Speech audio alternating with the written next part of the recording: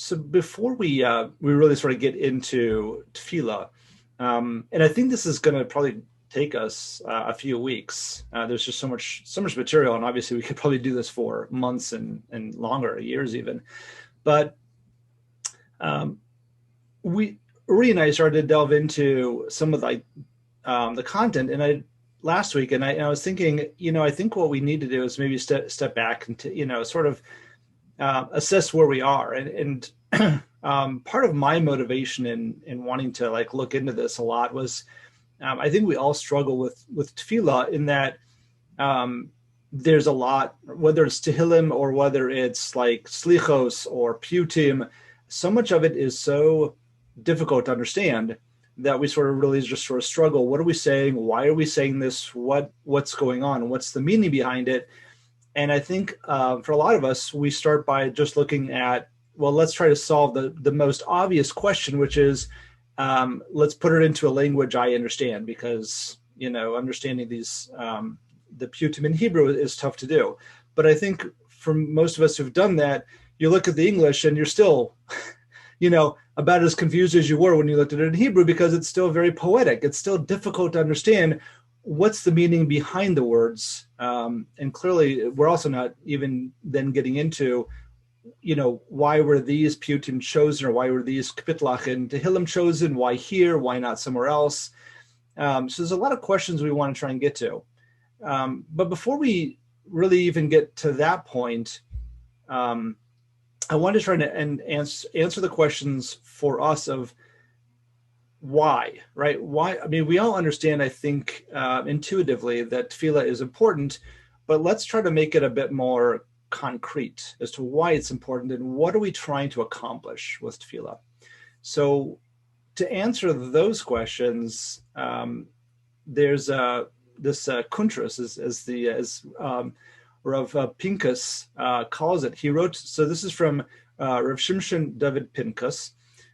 He was nifter 10 or more years ago, living in Israel. I think he grew up in America, moved to Israel. He was a Rosh Hashiva there.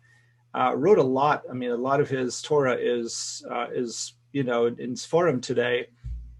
But I think Rav Pinkus is probably the most well known today for understanding tefillah. Like his talks and his svarim and all of that on tefillah, I think are what really people think about Rav Pinkus, and think about it. As a matter of fact, I think Feldheim has this Sha'arim B'Tefillah. I think they translated it into English, so you could actually get this on Feldheim. So what I wanted to do, though, is get into what he calls his Pirkei Psicha. This is really just his introductory material, but I think that's really amazing. And it really sort of gives us a path forward for answering the questions of why about tefillah. So let's jump into it, and we'll see how far we get this week. I think it's going to take us some time to sort of get through this material, but I think it'll set us up well for getting more in depth into the whole parsha of tefillah. So he starts off by saying, Yisod hatzlocha ve'amud ha'avoda hu ledas shetfilah hi min haYisoda she'akol omed aleihem. It's like he's painting this picture that we all have to realize that tefillah is one of the foundations, fundamentals for us. Kamo shelimud Torah hu amud ha'olam she'akol omed alav. Kamo kein tefillah hi amud bebinyan ha'adam va'olam. Just like Torah and the study of Torah, we know, is one of the amudim, is one of the columns that the world stands upon.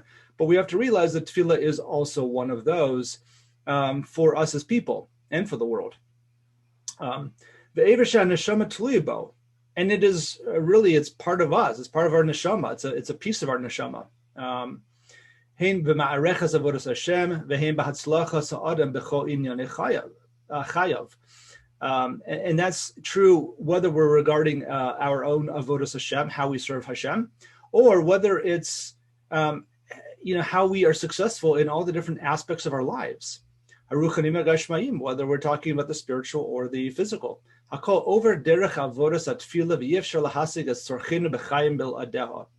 We cannot accomplish anything or get anything that we require without it. Tefillah is a necessity. Okay. So he says, Amru Chazal, in Maseches Nida, Ma yasa Adam v'yichakem v'yashir ve'lo banim zocharim yivakish rachmim misha chacham va'osher v'habanim shalo u'bli zeh lo sagia.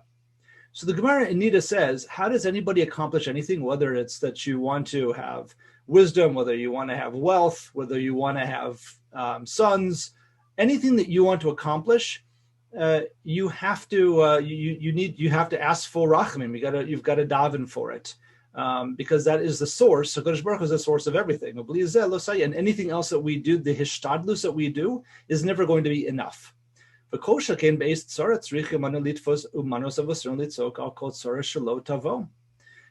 this is, and even more so when we think about when you're in a situation of tsaras, where there's nowhere else to go. You know that there's nowhere else to turn, and you turn to HaKadosh Baruch Hu. We turn to the profession of our ancestry, as Rashi says by Yetzias Mitzrayim, right? When something happens to us, right? We all sort of instinctively turn to Hashem. That's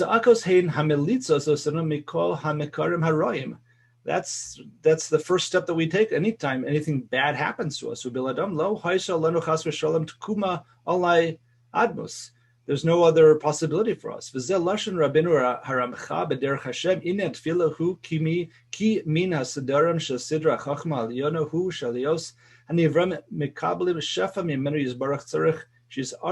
elav is karvu lo v'yavakshu fanav ukfi his arusam lo kain yimshach aleim shafa v'im lo yisaru lo yimshach lahem.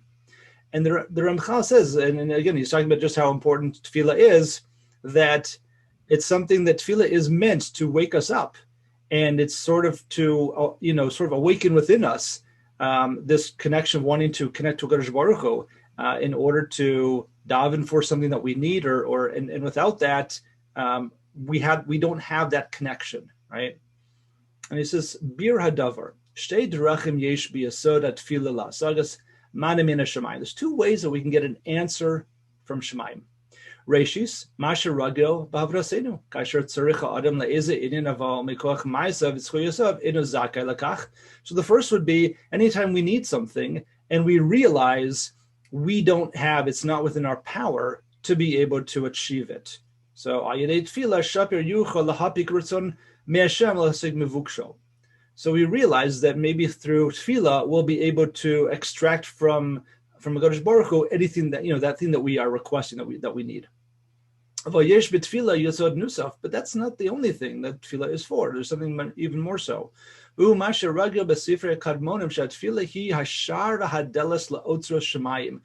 he's just starting this concept that he's, I think, going to develop a little bit more.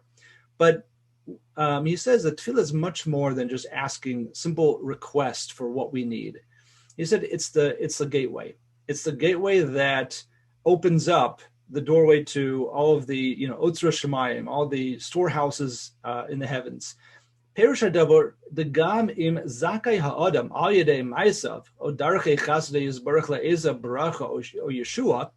So he says, for instance, what if you are successful either in what you're physically doing or through your tefillahs, you're successful in getting a HaKadosh Baruch Hu to provide for you what it is that you need. Even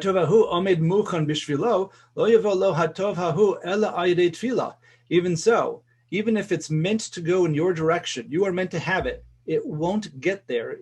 You won't receive it until you daven for it. Shekachu inin atfila shehi hashar shakol over darko. Ubli sheyavar derech shar hatfila lo yatsa shum devar lepoel. It could all be there in potential, but until you daven for it, it doesn't come your way. It seems to be like a mechanism that's set up that HaKadosh Baruch Hu built for us, that is the way that we receive everything that we need, is only through Tefilah. V'lamdu bali avodi yesod zeh mifereshes bebereshis dechsev v'chol siach hasoda terem yihiyeh be'eretz v'chol esav hasoda terem yitzbach ki lo himtir Hashem Elokim al aretz v'adam ein la'avodas adama. Before Rashi, so the pasuk says that nothing was growing until and there was nothing. And because why? Because there was nobody there to actually work the land. Right. This is in Ma'aseh Bereshis. Meforish Rashi, Kishenigmera Bria Saola Bishishi, Kodem Shenivra Adam, V'cho Esav Asodi, Adayin Lo Tzomech. The grasses weren't growing before Adam Arishon was created. Ubishlishi Shekasav Etotzi Lo Yatsu, Ela Al Pesach HaKarka, Amdu Ad Yom Hashishi, V'lama Ki Lo Himtir. Uma Tam Lo Himtir, Lafisha Adam Ein La'avod As Adama, V'ein Makir B'tovasan Shal Geshamim. Nothing was sort of completed. Nothing ever happened until Adam was already there, because he wasn't there to work the land, and he wasn't there to appreciate what was happening in the world. Ukishabo Adam yada shehem tzurich la'olam yispal aleim v'yardu v'tzamchu ha'ilanos v'shaim, and then Adam came and he started to daven that the rains would fall, and that the things, the trees and the grasses and the bushes would start to grow, and that's when everything started to happen. So Mavur Khan Yisod Bechol HaMetzius She'ein Nitin Davar Below Tefilah. That it wasn't until Adam Arishon started to daven for it that it actually happened, even though it was all meant to happen that way, but it didn't actually transpire until Adam was there, physically there, to daven for it. V'kach huchkach b'metzius ha'olam mishishus imibreishish ya'amud hakol ha'pesach hakarka. V'lo yinasin klum, lo hisig begashmis v'lo hisig beruchnis, ad sheyevo Adam v'yotzi'im mipesach hakarka, ad al yedei tfilaso. Shemikom makom tzarech hakol la'avor derech shara tfilah. V'yom yiftechu ha'sharim lo yoyom masha hadvar muchanim u'miyodim lanu. L'chein hatfilah shehi sharit shemayim emekeves l'chol bracha v'tova.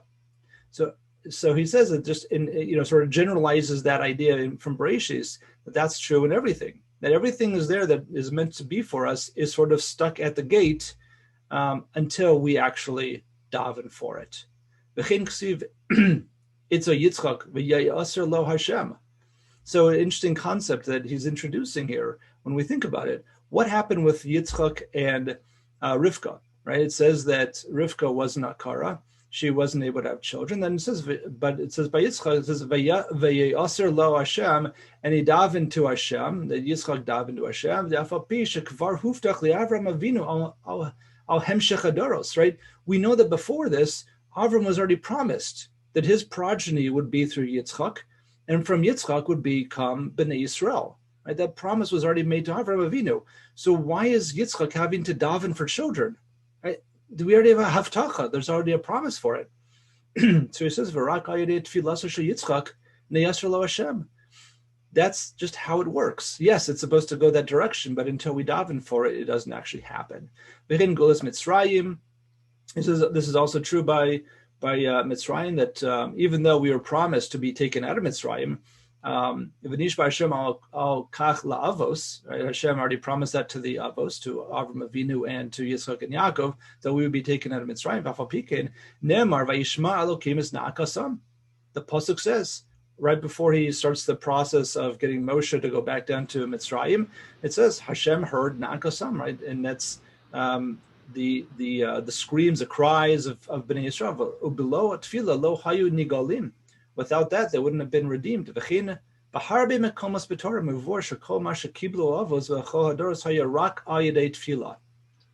Jeff, it's a difficult question, but is there a critical mass needed? Is that what? I'm sorry, what was the question? Is there a critical mass needed for davening? Oh, that's a good question. Right, you're saying, okay, I understand for Yitzchak, he's davening for his own children. He can do that. But what about for Geulas Mitzrayim? Is it okay if only one person davens for Geulas Mitzrayim, or do you need a critical mass of Bnei Yisrael davening? That's a really good question. And we have the case in Yom Kippur that we ask that the traveler will be conflicted if there's rain, right? So one person can actually change the davening for everybody here. Yeah, absolutely. So I clearly am not equipped to answer the question. I think that we'll start to see, though, the power. What we will see, I think, is the power of the Yachid versus the power of the Tzibor, because and I think you're already, you were hinting at that. There's clearly power to both, right? So I don't know. By Geulas Mitzrayim, I don't know. I really don't know the answer to that. I think it's a really good question. But there is clearly this idea of power of the tzibur versus the power of the yachid. Thank you. So yeah, hopefully we'll see more of to understand that better. Okay, so then so he quotes he says Shabadorish Harishonim Shal Chachmi Gemara Haisad Tarasim Kava Uba Ikar Avodasam Bata Be'ikvisa de Meshicha. So here is another concept that we know that in the times of, he says, in the times of the Gemara, the earlier generations, that their Torah was really their sort of their critical focus and attention. But he says, but what about us now in the Ikvisa de Mashiach? We know that we're many Rabbanim now for over 100 years have been talking about the fact that we're in the birth pangs of Mashiach. So what is our avoda? So he says, Ikar avoda hi hatfila. For us, tefillah really becomes even more of an essential.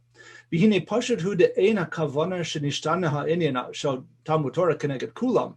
now let's understand what this means, because we still have the concept of Talmud Torah Keneged Kulam, meaning that the mitzvah of learning Torah is weighed against all the other mitzvahs, right? It is still the most critical thing that we do is Talmud Torah.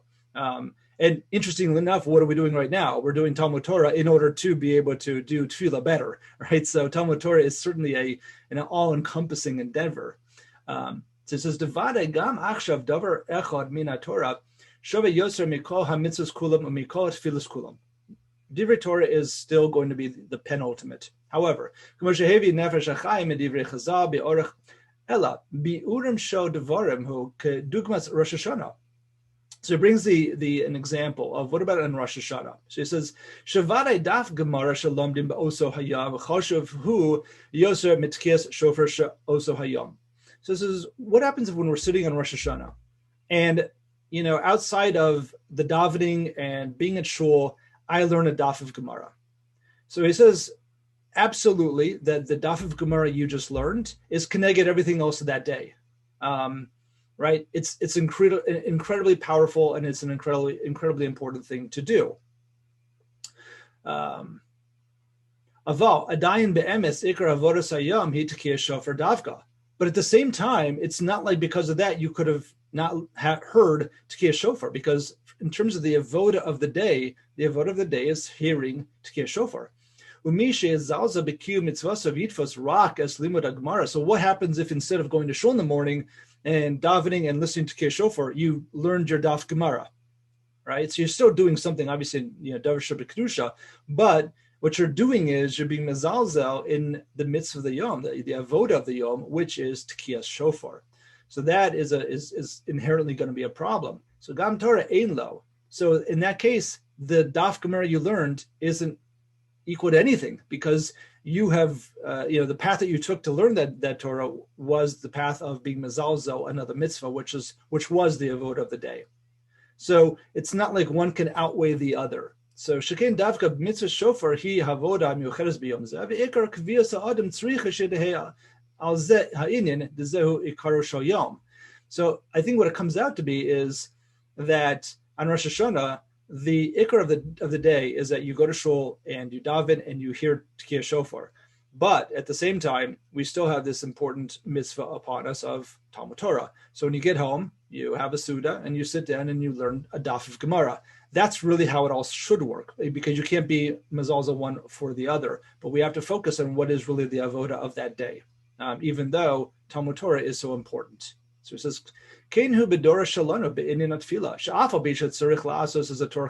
we still have to be very focused on learning Torah, and set aside times to do that. And everything else should be secondary, should be temporary to that idea of learning Torah. The effort that we put into Torah is incomparable to anything else that we do. However, but in our generation, there is something very, very special about the avoda of Tefilah. And therefore, we have to try and we have to really chase after it. And and put a lot of extra emphasis on it. Mipnei shehi hanakuda miuchedes liyamenu elu. Loving sas hashaychos ha-miuchedes sheyish ledara de'gvazah de'mishicha letefila. So let's understand this a little bit more about what does it mean in our generation to understand and to be able to be more connected to tefillah.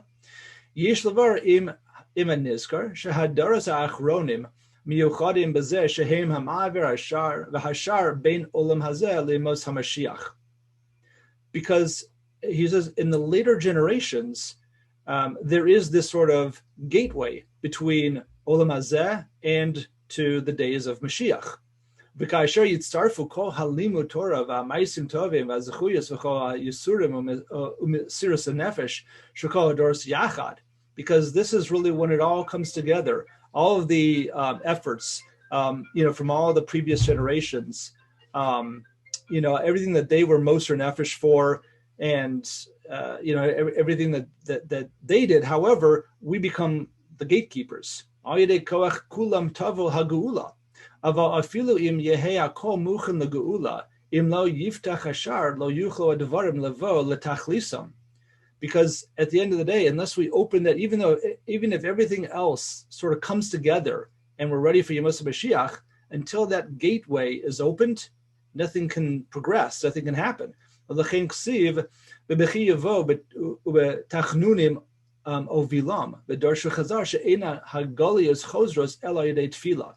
So from this pasuk in Yirmiyahu, what does it mean that with their cries it will come, or they will come, and with the tachnunim, with the davening ovilam, that means that it's only through our tefillah that those who are exiled can come back. Shesof sof kol davar magia rak al yedei tefillah. Umizbarin divrei Chazal benida mayasa adam v'yechakem yarba b'yeshiva v'yamet b'schora amru harbe azuken v'lo hoel lahem el yivakshu rachamim misha hachachma shalo shneimar ki Hashem yitin chachma mipiv da'asot tfuna Mike Mashmalan. So the Gemara, this is a Gemara Nida says, what should a person do in order to become wise? So what you have to do is sit and learn, and you have to try and minimize what you're spending time with making a living or doing everything else. Now, clearly, I think just to be somewhat clear on this, we have to realize too that once upon a time, it was probably a little bit easier to be able to say, I'm going to just, work in my shop for 2 or 3 hours a day and make enough to make a living.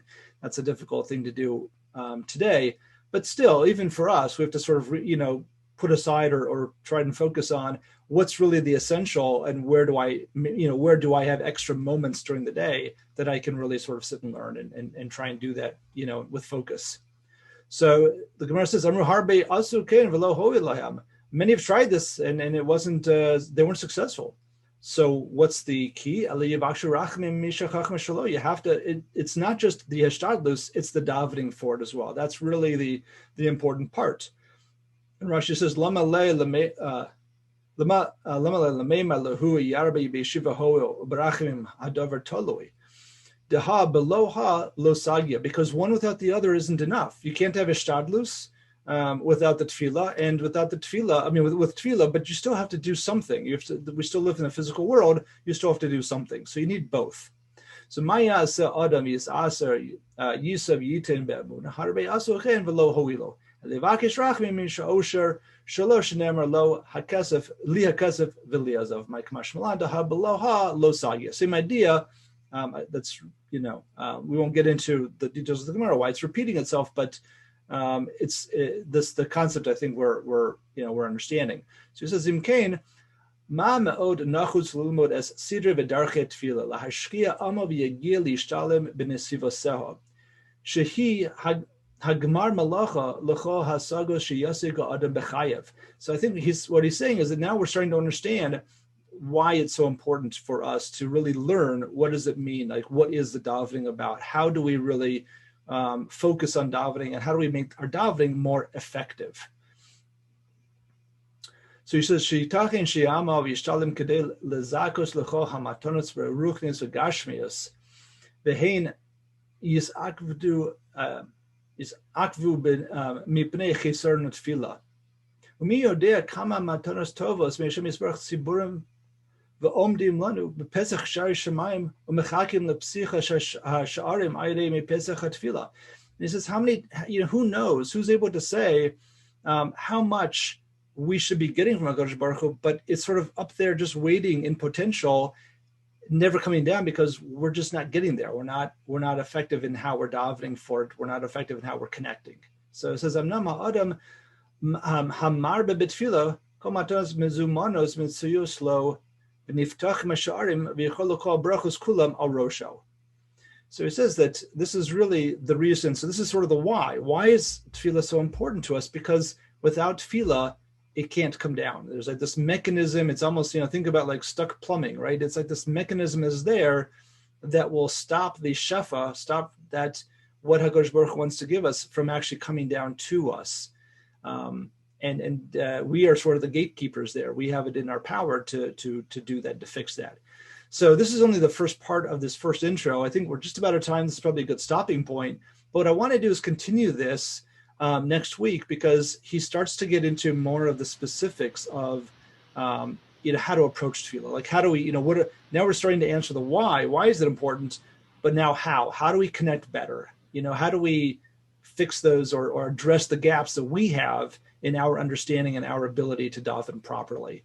And that's what he's going to get more into. So, Bezos Hashem, we'll continue down this path.